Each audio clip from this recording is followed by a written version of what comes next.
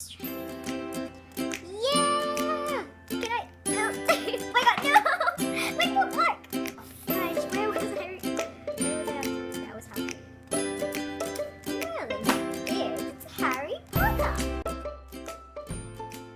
Hi everyone, it's Kamalia and today I'll be doing a video called Growing Up as a Potterhead. Now, I know that there are a lot of book tags on BookTube relating to Harry Potter already, but none of them had the questions relating to what I wanted to talk about in my video. So, I made my own book tag! Woohoo!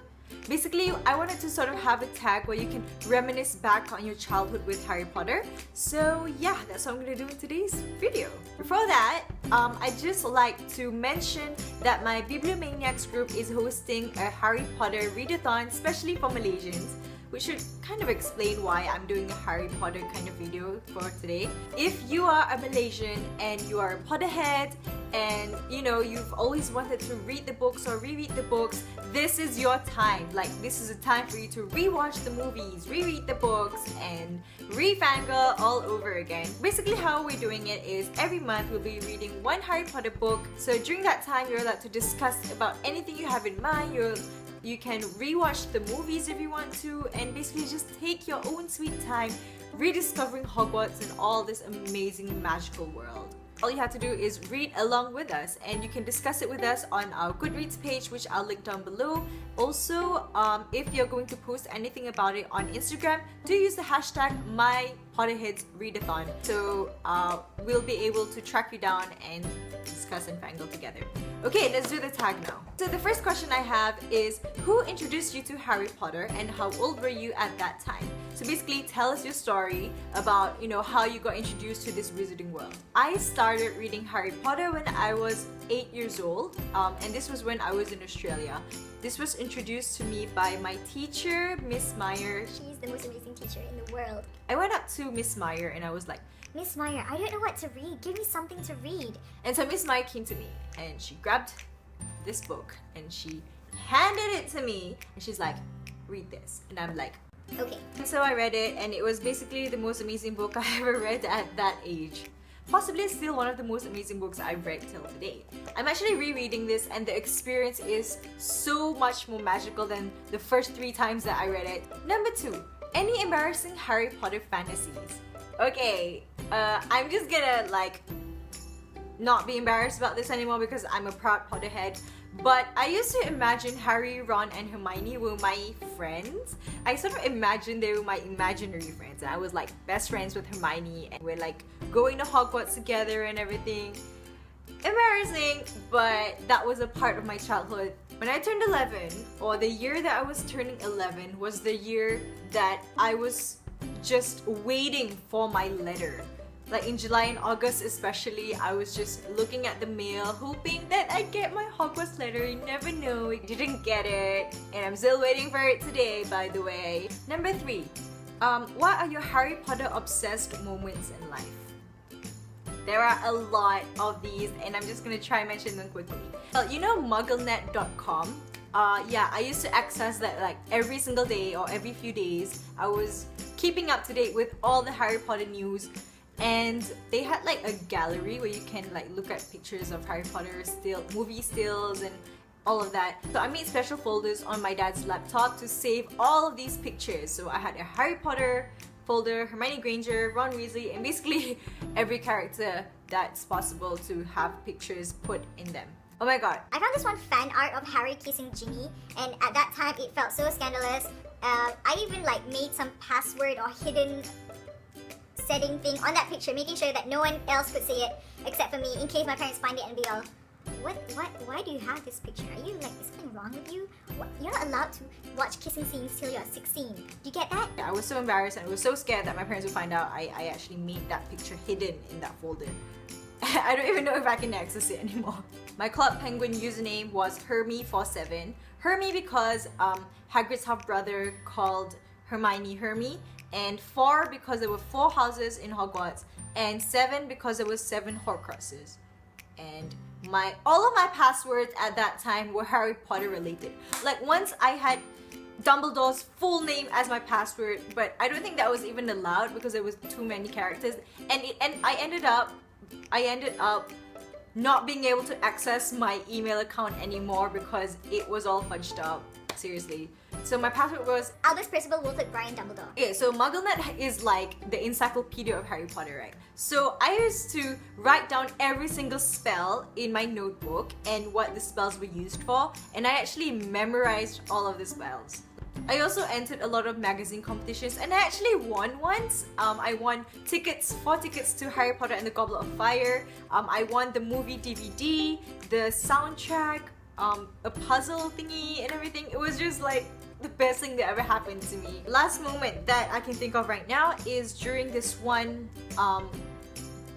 dress up day at school. It was a day where you had to dress up as your favorite book character, and I didn't have any costumes or anything to put together as an outfit. So I was so desperate to dress up as something.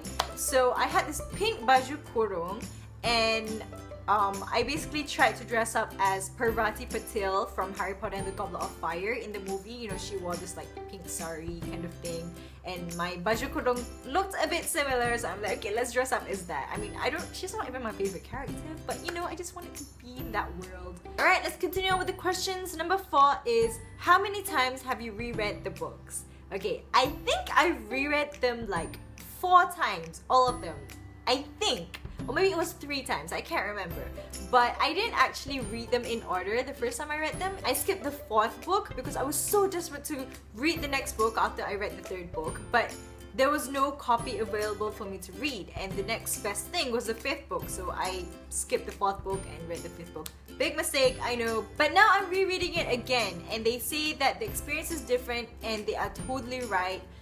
Rereading is, oh my god, rereading it again just has so many feels. Number 5, the most heartbreaking death in the series. Oh my god, I can't even choose. My first big death was Sirius Black. I didn't realize that he really died until I read the 6th book, so I didn't really feel his death. You know, I was like 10, 11. I didn't really understand what I was reading at that time. It was a bit hard. My first big death is probably Albus Dumbledore. That was just so heartbreaking. It was so shocking because who would have thought Albus Dumbledore, the greatest wizard who ever lived, like died? He just died, and then the one who killed him is the person he trusted the most. It's like, you know, as an 11-year-old, that was just, whoa. And the 7th book had so many deaths. It's like, oh my god. Okay, I was so upset with all of the deaths, especially Fred, especially Tonks and Lupin. Oh my god, I just, Why did they have to die?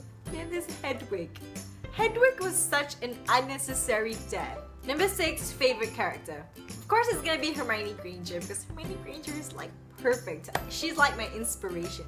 Like sometimes I'm like, okay, I gotta study how Hermione would study, and it actually helps me to like study harder and not be so lazy. Alright, so the last question for this tag is, how has Harry Potter changed your life?